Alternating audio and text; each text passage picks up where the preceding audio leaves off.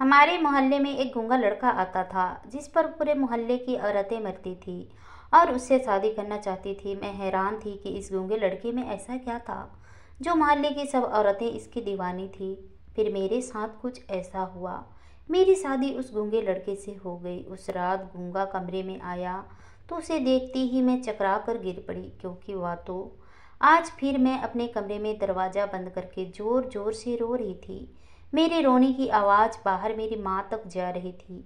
मेरी माँ रोने की आवाज़ सुनकर मेरे कमरे का दरवाज़ा खटखटा रही थी कि सोनल बेटा, दरवाज़ा खोलो और हमारी बात सुनो। मैं माँ की बात कैसे मानती, क्योंकि माँ और भाई मिलकर मेरी शादी मुझसे 15 साल बड़े 3 बच्चों का बाप से कर रहे थे। मेरी अभी उम्र ही क्या थी, मैं अभी 20 साल की हुई थी, फिर भी शादी की। कितनी जल्दी थी। मैं मेरे पापा के बाद भाई पर इतना बड़ा बोझ बन गई थी क्या, जो अब जल्द से जल्द बोझ उतारने की कोशिश कर रहे थे। मैं मेरी माँ को रो रो कर बहुत बार समझाया था, पर मेरी माँ भाई की ही साइड ले रही थी। कहने लगी कि लड़का काफ़ी अमीर है, तुम वहाँ पर बहुत खुश रहोगे। वह भाई का बहुत अच्छा दोस्त था। उसकी बीवी का देहांत 4 साल पहले एक रोड हादसे में हो चुका था और वह अपने छोटे बच्चों के लिए शादी करना चाहता था। वह अपनी बीवी से बहुत प्यार करता था। उसकी दूसरी शादी करने का कोई शौक नहीं था। बस वह अपने बच्चों के लिए एक आया लाना चाहता था जो उसके बच्चों को संभाल सके। भाई और मेरी माँ सिर्फ इसकी दौलत देखकर लालच में आ चुके थे कि अगर मैं शादी करूंगी तो सारी दौलत मेरी माँ और भाई को लाकर दे दूंगी। मैं ऐसी लड़की बिल्कुल भी नहीं थी। मुझ में पैसे का जरा लालच नहीं था। मैं उसके साथ शादी करना भी नहीं चाहती थी, क्योंकि मैं अपने कॉलेज के एक लड़के संदीप से बहुत प्यार करती थी और उससे शादी करना चाहती थी। भाई को भी संदीप के बारे में मालूम था, पर संदीप भाई को बिल्कुल भी पसंद नहीं था। भाई और मेरी माँ को मैंने संदीप के बारे में बता दिया था कि मैं शादी करूंगी तो सिर्फ संदीप के साथ ही करूंगी, पर भाई इस बात को मान ही नहीं रहे थे। वह कहते थे मैं तुम्हारी शादी अपने दोस्त से ही करवाऊंगा। आज फिर से भाई ने अपने दोस्त से शादी की बात चलाई तो मैंने दरवाज़ा बंद करके खुद को मारने की कोशिश की। मेरी चीख से हमारे मोहल्ले की काफ़ी औरतें जमा हो गई और तमाशा देखने लगी। मैंने अच्छा खासा तमाशा बना दिया, इसलिए मेरी माँ कमरे में आ गई और मुझे जोरदार थप्पड़ मार दिया। मैंने मेरी माँ को कहा कि आप जितना चाहे मारे मुझे, पर मैं आप लोगों की बात कभी भी नहीं मानूंगी। मैं शादी करूंगी तो सिर्फ संदीप से ही करूंगी। मेरी माँ ने मेरी जिद और मेरी हरकतें देखकर हार गई और मुझे कहा आज ही संदीप को बुला लो और चुपचाप शादी करके यहाँ से चली जाओ। मैं तुम्हारी शादी धूमधाम से नहीं कर सकती। तुम जो मनमानी की हो, मेरी और अपने भाई की इज्जत नहीं रख सकती, हमारा कहना नहीं मान सकती, तो तुम्हारी हमें कोई ज़रूरत भी नहीं है। मैं आज तुमसे सारे नाते ख़त्म करती हूँ। आज से मैं तुम्हारी माँ नहीं हूँ और ना ही तुम मेरी बेटी हो। मेरे घर से विदा होकर चले जाओ और आइंदा कभी भी मेरा दरवाज़ा पलट कर ना देखना। मैं सोच लिया आखिर लड़कियों को भी अपनी पसंद की शादी करने का हक है। मैंने यही सोचकर संदीप को बुला लिया। मेरे घर वाले मान गए। कुछ वक्त के बाद खुद ही नाराज़गी खत्म ही हो जाएगी। बस एक बार संदीप से मेरी शादी हो जाए। मेरी माँ ने भाई से भी बात कर ली तो भाई ने भी अपना हर रिश्ता मुझसे ख़त्म करने का फैसला कर लिया और कहा कि जल्द से जल्द अपने आशिक को बुला लो और हमारे घर से विदा होकर चली जाओ। मैंने संदीप को फ़ोन किया तो संदीप ने कहा मैं अपने घर वालों को मनाने की कोशिश कर रहा हूँ। जैसे ही मेरे घर वाले मान जाएंगे तो मैं इनको लेकर तुम्हारे घर आ जाऊँगा और हम शादी कर लेंगे। इस बात को 4 दिन गुजर गए, पर संदीप के घर वाले ना माने। भाई ने भी अपने दोस्त को इनकार कर दिया था। मेरी बहन शादी के लिए नहीं मान रही है, तुम कहीं और लड़की देख लो। अभी मुझे संदीप की चिंता खाई जा रही थी कि पता नहीं संदीप मुझे धोखा तो नहीं दे रहा। अगर संदीप ने मुझसे ऐसा किया तो मैं अपनी माँ और भाई से नजरें नहीं मिला पाऊंगी। मुझे अपने प्यार पर पूरा यकीन था, जो मुझे अब टूटता हुआ नजर आ रहा था।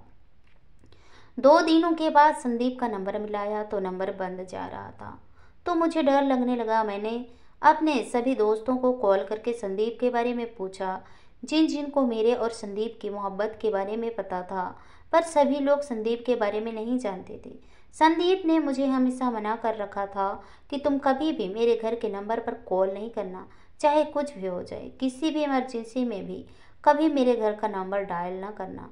पर इस बार मैं बहुत ही मजबूर हो गई थी।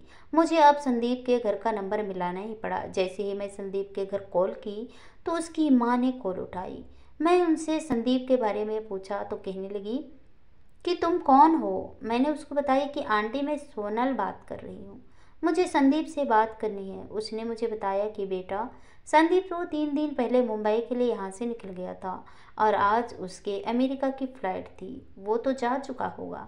मैं संदीप की माँ से कहा कि संदीप भला अमेरिका क्यों गया है। उसने तो मुझे कोई भी खबर नहीं किया था कि मैं अमेरिका जाने वाला हूँ, तो अचानक उसका जाना कैसे हो गया।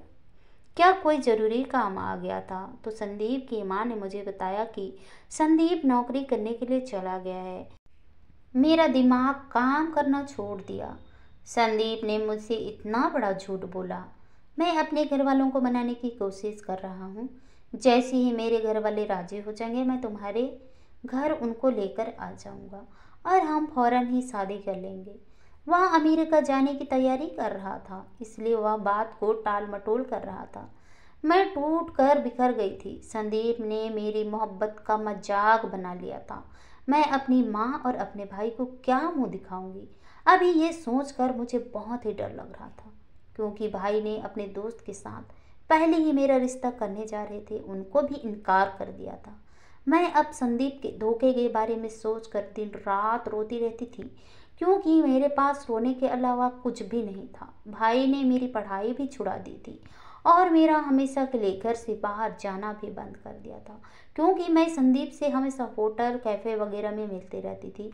तो भाई को ये सब चीज़ें से नफरत थी, इसलिए उन्होंने मेरे घर से बाहर जाना बंद कर दी थी।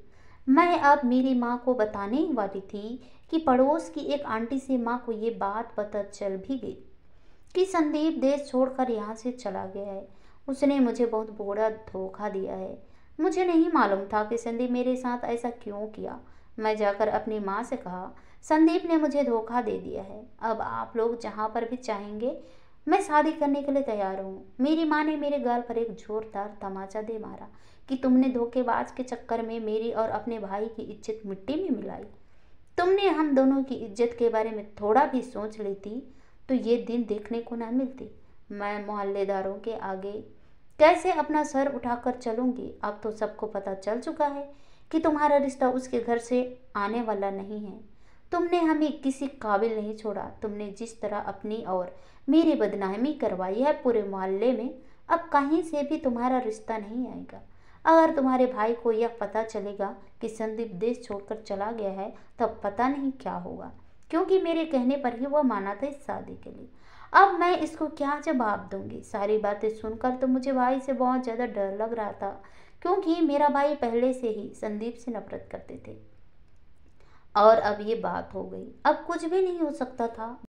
भाई के गुस्सा मुझे घर शाम को पता चलता। जैसे ही भाई घर आया तो मेरा दिल डर के मारे जोरों से धड़कने लगा। मेरी माँ जाकर जैसे ही भाई के सामने कहा, सोनल के लिए और जगह रिश्ता देखना शुरू कर दो, संदीप देश छोड़कर भाग गया है। भाई बोल रही थी कि मुझे तो पहले दिन से पता था कि वह लड़का ठीक नहीं है, पर आप लोगों ने मेरी एक न मानी। मैं अपने दोस्त के साथ रिश्ता करना चाहता था, तब आप लोग माने नहीं। अब मेरा आप लोगों से कोई रिश्ता नहीं है, जहां आप लोग चाहो रिश्ता करो। भाई गुस्सा होकर इस वक्त घर से बाहर निकल गए। मेरी माँ भी रोने बैठ गई। मेरी वजह से भाई बहुत कुछ दिन तक बात नहीं की। मैं जितना रो सकती थी रोई और दुआएं मांग रही थी कि भगवान मेरे लिए कोई ना कोई रिश्ता भेज दे, मैं इस घर से विदा होकर चली जाऊं, क्योंकि मैं अब अपनी माँ और अपने भाई दोनों पर बोझ बन चुकी थी। वह लोग मुझे अपनी जिम्मेदारी नहीं बल्कि बोझ समझकर अपने सर से उतारना चाहते थे। मुझसे गलती हुई थी कि मैंने संदीप को पसंद किया था, पर मुझसे कोई गुनाह तो नहीं हुआ था जिसकी सज़ा मुझे लोग इतनी बड़ी दे रहे थे कि मुझसे अपना सारा रिश्ता ही ख़त्म कर रहे थे। हमारे घर का माहौल अब बहुत ही बदल चुका था। भाई और मेरी माँ के चेहरे पर एकदम खामोशी छा गई थी, क्योंकि मेरी वजह से उनकी मोहल्लेदारों और रिश्तेदारों में बहुत ज़्यादा बदनामी हो चुकी थी। मैं दिन रात रोती रहती थी। एक दिन हमारे दरवाजे पर एक गूंगा लड़का आया। उसने आकर ही ज़ोर ज़ोर से दरवाज़ा बजाना शुरू कर दिया। जैसे ही दरवाज़ा खोला तो सामने एक लड़का खड़ा था। वह इशारों से खाना मांग रहा था और मैं इस वक्त अपने लिए खाना लेकर बैठी थी। मैंने वह खाना उस लड़के को दे दिया। मैंने सोचा कि शायद भगवान मेरी इसी नेक से खुश हो जाए और मेरे लिए कोई रिश्ता भेज दे। मैंने उस लड़के से कहा कि तुम बहुत ही नौजवान और खूबसूरत हो और मेरे लिए दुआ करो कि भगवान मेरी दुआ को सुन ले। उसने मुझे इशारों से कहा, ठीक है, मैं तुम्हारे लिए दुआ करूँगा।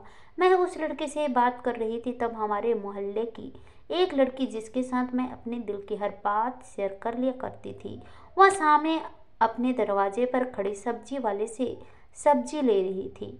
मुझे उस लड़के के साथ बातें करते देखकर उसी वक्त मेरे दरवाजे तक मेरे पास आई और कहने लगी कि सोनल, क्या बात है? मैंने कहा, कुछ नहीं रानी, बस इस बेचारे गूंगे से दुआ करवा रही हूँ। ऊपर वाला ऐसे लोगों की दुआ जल्दी सुनते हैं।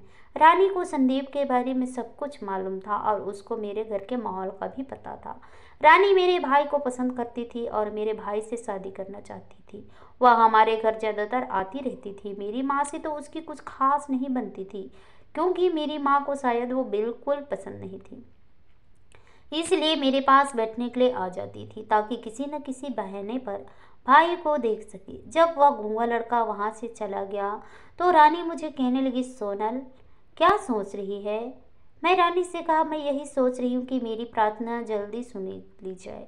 कहने लगी, ऊपर वाला क्यों नहीं सुनेगा? यह बेचारा गूंगा है और कितना खूबसूरत नौजवान है। तुम्हें पता है सोनल, मोहल्ले की आधी लड़कियां इसको देखने के बहाने से भीख लेकर आती है। यह लड़का हर शनिवार को इस मोहल्ले का चक्कर लगाता है और सारी लड़कियां इसको देखने लग जाती हैं। हम दोनों आपस में बातें कर रहे थे जब भाई मोटरसाइकिल पर आए और हम दोनों को दरवाजे पर खड़ा देखकर गुस्सा होने लगे। मैं अपने घर चली आई और रानी भी भाई को देखते देखते अपने घर के दरवाजे में घुस गई। भाई सीधे मेरी माँ के कमरे में चले गए और मेरी माँ से धीरे धीरे आवाज़ में बातें कर रहे थे। मैं दरवाजा में खड़ी थी ताकि उनकी बात सुन सकूं कि भाई और मेरी माँ आप आस-पास में आपस में क्या बात कर रहे हैं। पर वह दोनों इतना ऐसा बोल रहे थे कि मेरे कान तक कोई आवाज़ नहीं आ रही थी, क्योंकि वह दोनों कमरे में अंदर बैठे थे और मैं दरवाजा में खड़ी थी। मैं दिल ही दिल में यही सोच रही थी कि शायद दुआ करवाई है वह पूरी होने जा रही है। मुझे पूरा यकीन था कि भाई माँ मेरे रिश्ते की ही बात कर रहे होंगे, वरना भाई इतना धीरे धीरे बातें ना करते। कुछ देर बाद मैं रानी के घर गई थी। जैसे ही मैं रानी के घर से निकली तो पड़ोसियों के दरवाजे पर वह गूंगा लड़का बैठा था, जहाँ पर 4 लड़कियां और भी खड़ी थी। यह देख मैं रानी के घर से जल्दी अपने घर गई, क्योंकि मुझे यकीन था कि वह गूंगा लड़का दरवाजे पर चक्कर जरूर लगाएगा। आखिर उसकी दुआ जो रंग लाई थी। मैं यही सोचकर गूंगे लड़के के इंतजार में खड़ी थी। जब वह आया तो मैंने उसको पूरे 1000 का नोट थमा दिया और इशारों से कहा, तुम्हारे दुआ का ही असर है, मेरे साथ अच्छा हो रहा है। वह 1000 का नोट देखकर खुश हो गया और मेरे लिए हाथ उठाकर दुआएं मांगता हुआ वहां से चला गया। मेरे साथ काफ़ी हद तक अच्छा हो गया था। इस बात को तकरीबन 3 महीने गुजर गए थे। वह लड़का हमारे मोहल्ले में ना आया। एक दिन माँ के पास बैठी थी जब मेरी माँ मुझसे शिकायत कर रही थी कि बेटी, आजकल तेरे रिश्ते के लिए तो तेरा भाई और मैं बहुत परेशान हैं। अगर तुम वह रिश्ता न ठुकराती तो अब सब अच्छा होता। अभी मेरी माँ की बातें चल ही रही थी कि भाई मेरी माँ के पास कुछ सामान लेकर आया, जिसमें एक लाल जोड़ा और कुछ मिठाई के डब्बे थे। भाई यह सामान आखिर क्यों लाया था? भाई ने माँ से कहा, जल्दी से इसको सोनल को पहना दो और इसको तैयार कर दो, मैं लड़का देख लिया है। माँ ने कहा, अच्छा बेटा, मैं इसको तैयार करती हूँ। वह लड़का मान गया है, चलो शुक्र है। माँ ने मुझे कहा, बेटा ये लो, जल्दी से पहन लो। मैं कुछ भी बोल न सकी। मेरी शादी किसके साथ होने जा रही थी मुझे कुछ मालूम नहीं था। सब कुछ पूछने का हक मैं खो चुकी थी। पहले भी एक रिश्ते से इनकार कर चुकी थी, उसके कारण मैं भुगत चुकी थी। मैंने तो अब यह सोच लिया था कि अब जिसके साथ भी भाई मेरा शादी करेंगे चुपचाप कर लूँगी। भाई मेरा शादी एकदम सादे तरीके से करने वाले थे, ना बाजा ना मेहमान थे। मेरी माँ और भाई बहुत ही खुश थे, इसलिए मुझे लगा शायद इस बार पहले से भी ज़्यादा अच्छा रिश्ता भाई मेरे लिए लाए होंगे। थोड़ी देर में लोग हमारे घर में आए तो भाई ने उन्हें बैठने को कहा, फिर चाय और खाने को कुछ दिया। क्योंकि वह लोग कोई ज़्यादा नहीं थे, बस कोई 10 लोग थे। जिसके बाद भाई और मेरी माँ मुझे उनके सामने ले गए, जहाँ पर मेरा होने वाला पति और बाकी मेहमान बैठे हुए थे। हमें बस पंडित का इंतजार था। मैंने एक नज़र उठाकर भी अपने होने वाले पति को नहीं देखा था, क्योंकि जैसा भी था अब मुझे मंजूर था। संदीप के धोखे के बाद मैं अपनी माँ और अपने भाई को किसी के लिए भी मना करने के बारे में सोच भी नहीं सकती थी। मेरा शादी हो रहा था। उस समय मुझे संदीप की बहुत ज़्यादा याद आई थी, क्योंकि मैं संदीप से बहुत ज़्यादा प्यार की थी। मैंने अपनी सारी ज़िंदगी संदीप के साथ ज़िंदगी बिताने के सपने देखे थी। भले ही संदीप का प्यार मेरे लिए झूठा था, लेकिन मेरी मोहब्बत बिल्कुल सच्ची थी। आज अगर संदीप मेरे साथ शादी कर लेता तो मैं ज़िंदगी की खुशकिस्मत लड़की खुद को समझती, लेकिन वो तो धोखा देकर यहाँ से भाग गया था। थोड़ी देर के बाद पंडित भी आए, जिन्होंने हमारा शादी करवाया। शादी हो जाने के बाद सारे लोग वहाँ से चले गए, सिवाय मेरे पति के। कुछ देर के बाद माँ ने मुझे गले लगाकर सिर्फ इतना ही कहा, बेटी, मैं तुम्हारे साथ अच्छा नहीं किया। मैं माँ को कहा कि माँ, आपकी कोई भी गलती नहीं है, जो गलती है सब मेरी है। मैंने अपनी ही गलती की सज़ा भुगत रही हूँ। आपको माफ़ी मांगने की कोई भी ज़रूरत नहीं है। पर वह मुझे कुछ बोल नहीं रहे थे। मैंने अपने भाई को कहा कि भाई, मेरे दिल में आपके लिए भी कोई गिला नहीं, मुझे माफ़ कर दीजिएगा। मेरी वजह से आप लोगों ने बहुत ही बदनामी उठाई है। मुझे इस बात का बहुत ज़्यादा दुख है। इसके बाद कुछ ही देर में भाई ने मुझे और मेरे पति को एक गाड़ी में बिठा दिया और गाड़ी चलने लगी। मुझे नहीं मालूम था कि यह गाड़ी कहाँ जा रही है, क्योंकि चलते चलते वह गाड़ी रास्ते के एक सुनसान जगह पर जाकर खड़ी हो गई। मैं सोच रही थी कि गाड़ी यहाँ पर क्यों रुकी है और हम लोग यहाँ पर क्यों आए हैं। तभी मेरा पति गाड़ी से उतरा और कुछ बोले बगैर गाड़ी का दरवाज़ा खोल दिया। मैं गाड़ी से उतरी तो वो मुझे एक झोपड़ी में ले गया, जहाँ पर एक छोटा सा घर था। यह देखकर तो मेरे पैरों तले से ज़मीन निकल गई। मेरे भाई और मेरी माँ ने मुझे झोपड़ी में रहने वाले से शादी किया है। क्या वह लोग मुझसे इतना तंग आ गए थे? मैं अपनी किस्मत पर रो रही थी। इस झोपड़ी में इतना ज़्यादा अंधेरा था कि मुझे वहाँ पर कुछ भी नहीं दिखाई दे रहा था। ये देखकर मेरा पति एक मोमबत्ती और माचिस ले आया, और जैसे ही मोमबत्ती जलाई, कमरे में हल्की सी रोशनी हो गई। उस लड़के को देखकर मेरी तो जान ही निकल गई, क्योंकि वह तो वही गूंगा लड़का था जो अक्सर हमारे मोहल्ले में आता रहता था। मैंने एक बार उससे दुआ भी करवाई थी कि मेरी शादी जल्दी हो जाए। वही लड़का जिस पर हमारे मोहल्ले की सारी लड़कियां मरती थी। मैंने उसको देखकर जैसे ही सवाल किया, क्या तुम मेरे पति हो, तो उसने इशारे से कहा कि हाँ, मैं तुम्हारा ही पति हूँ। और उसने मुझे कॉपी पर लिखकर बताया, जिस दिन तुमने मुझे दुआ करवाने के लिए अपने दरवाजे पर मुझे रोका था, उसी दिन तुम्हारे भाई ने हम दोनों को देख लिया था। तुम्हारे भाई ने मुझे तुम्हारा आशिक समझ लिया था। उसने तुम्हें तो कुछ न बोला, पर मुझे बहुत ज़्यादा मारा और कहने लगा कि तुम्हारी हिम्मत कैसे हुई हमारे दरवाजे तक आने की। मैंने उसको लाख समझाने की कोशिश की कि मैं तुम्हारा आशिक नहीं हूँ, लेकिन उसको यकीन न आया। वह देखकर यही समझा मैं तुम्हारा आशिक हूँ और वेश बदलकर तुमसे ही बात करने आया हूँ। उसने मुझे यही, अगर ऐसी बात है तो तुम मेरी बहन से शादी कर लो। मैंने कहा, मैं शादी नहीं कर सकता, तुम अपनी बहन की ज़िंदगी बर्बाद मत करो। तो कहने लगा, अगर तुमने मेरी बहन से शादी ना की तो मैं तुम्हें और अपनी बहन दोनों को ही मार दूंगा। मैं सिर्फ तुम्हारी जान बचाने के लिए तुमसे शादी की। मैंने अपने पति का शुक्रिया अदा किया कि उसने मेरी जान बचाने की खातिर मुझसे शादी कर ली और मेरे बारे में इतना सोचा। इसके बाद उस लड़के को ही मैंने अपना सब कुछ समझ लिया था। उसके घर को मैंने बहुत अच्छे तरीके से संभाल लिया। अब जो कुछ भी था मेरे लिए वही था, क्योंकि अब यही मेरा पति था। मैंने अब सोच लिया था कि मैं ज़िंदगी में कभी भी अपने भाई और अपनी माँ के पास वापस लौट कर नहीं जाऊंगी। कुछ दिनों के बाद मेरी माँ और मेरे भाई भी मुझसे मिलने के लिए मेरे घर आए थे। मुझे झोपड़ी में देखकर मेरी माँ भाई दोनों की आंखें भर आई थी। मेरे घर में कोई भी सहूलियत नहीं थी। वह छोटा सा कमरा था जो बहुत ही पुराना था। मेरी माँ और भाई को एहसास हुआ कि मैं झोपड़ी में नहीं रह पाऊंगी और उसने बहुत बड़ी गलती हो गई है मेरी शादी गूंगे लड़के के साथ करवाकर। मेरी माँ ने मुझे वापस अपने साथ ले जाने को कहा।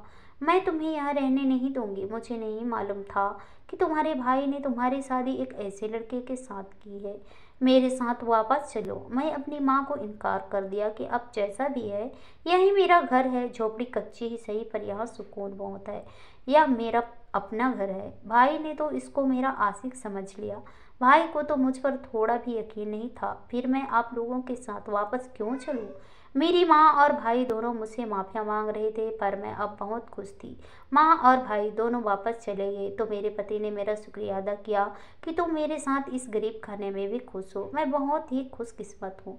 हम दोनों एक दूसरे के साथ बहुत ज़्यादा खुश हैं। एक दिन मेरा पति किसी काम के कारण से बाहर चला गया था। मुझे बाहर से किसी की आवाज़ आई, मैं 3 दिन से भूखा हूँ, मुझे खाना खिला दो। मेरे घर में तो कुछ भी नहीं था, क्योंकि मेरा पति शादी के बाद अब मांगना छोड़ दिया था और मजदूरी करना शुरू कर दिया था।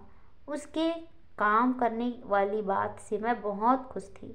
हालात भी कुछ बेहतर हो रहे थे, क्योंकि मेरे पति अब दिलो जान से मेहनत कर रहे थे और मुझे खुश रखने की कोशिश कर रहे थे। जैसे ही मैंने भिखारी की आवाज़ सुनी, रसोई कमरे की तरफ गई कि कुछ भी खाने को मिल जाए तो मैं भिखारी को जाकर दे दूं। रसोई में कुछ नहीं था, बस रात की बची कुछ बासी रोटी पड़ी थी।